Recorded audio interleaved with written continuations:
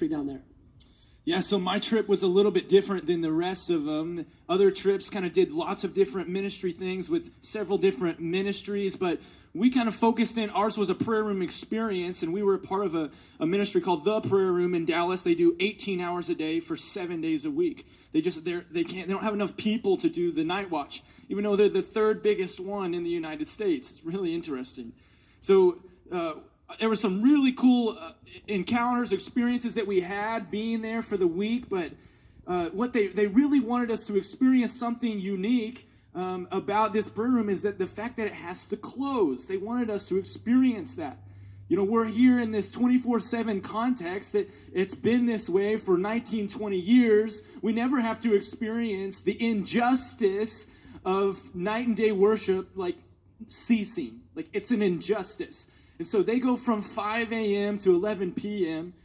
And we would do stuff in the mornings and afternoons, but they bring us in at 10 p.m. at night. One of the last nights of while we were in Dallas. And the clock begins to tick. It begins to get closer and closer to 11 p.m. whenever the worship and prayer has to stop in this prayer room. And I just remember my team, everyone in the room just begins to feel the weight, the injustice that we're not going to be able to continue on throughout the night. And I remember having my eyes closed and hearing the worship leader. She's singing a chorus about how she longs for the day that they get to do 24/7 and how she wants to do that so bad. And we have to stop in a few minutes. And I'll never forget having my eyes closed, weeping myself, but hearing the worship leader getting choked up and not able to continue to sing the same because she's weeping at the piano. And guys, it's very hard for me to describe and articulate everything that I was feeling. I was feeling the weight of this, like the corporate experience that we were having, but I was also having this internal, personal experience. And all of a sudden, the passage in Luke chapter 10, verse 38 through 42, just begins to come alive to me in a whole new way. Like, I've been here for 2 years. I've heard the story of Mary of Bethany at the Lord's feet like so many times. We talk about it so many times. But this time, all of a sudden, this word in that passage begins to hit me like a ton of bricks. And it's when Martha is doing the stuff and Jesus says, "Martha, listen, you're anxious and worried about many things, but Mary, she's doing the one thing. There's one thing necessary, and she's chosen the good portion." That word "chosen" was hitting me like a ton of bricks. Just like me as an individual, lately I went to the Sin Conference down in Orlando. I got marked there. I know at some point the Lord is going to ekballo me out into the nations. I know that. But in the past couple months, I've been thinking, like, when is the timing of that? Lord, what is that going to look like? Is this what it looks like to get ekballoed? And I'm starting to look around at different opportunities, and actually for the first time in my life, have different opportunities outside of this place. And I'm getting struck by this word, Mary has chosen. One of the reasons that it moved the heart of Jesus so much is that, one, he didn't ask her to sit there, and two, she could have been doing other things, but she chose. And I had a dream back in early December where in the dream I had the opportunity to preach at the One Thing conference, but I had the opportunity to preach at another conference at the same time called the Destiny Conference. And in the beginning of the dream, I'm trying to figure out how can I do both, and I realized that I have to choose one. And in the dream, I choose, okay, I'm gonna preach at the One Thing conference. And I remember the Lord speaking to me in the dream. He says, "Nathan, because you've chosen the one thing over your destiny, when the time is right, I'll actually thrust you forth into your destiny." So I'm having this corporate moment. I'm having this individual moment.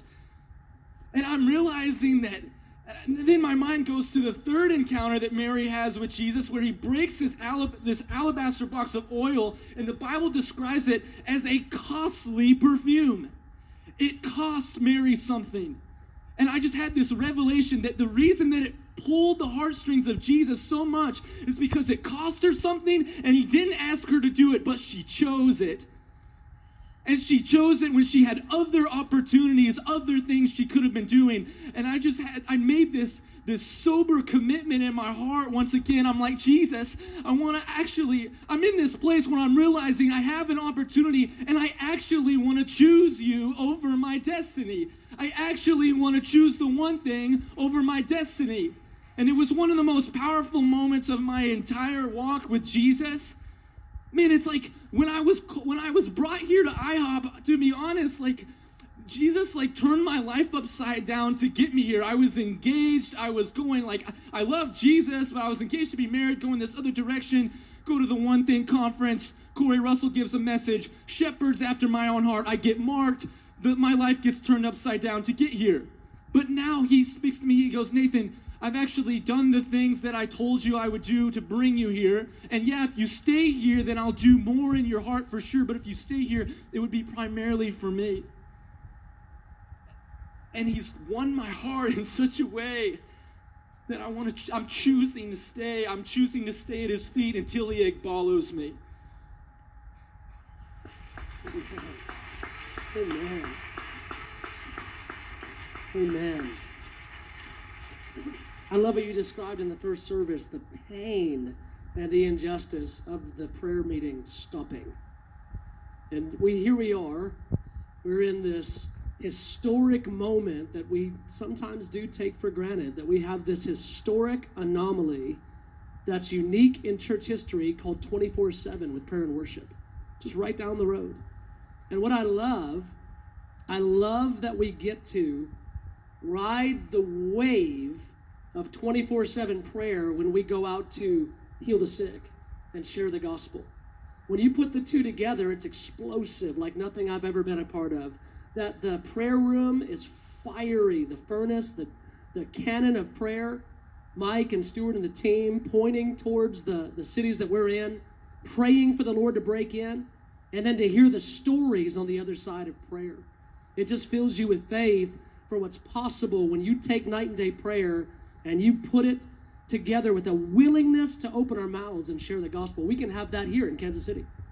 We can have that in Grandview. We have a 24/7 prayer furnace behind our weak evangelism and our small ministry, but then the wave of prayer makes our small willingness big. I love hearing these stories. Let's take our offering.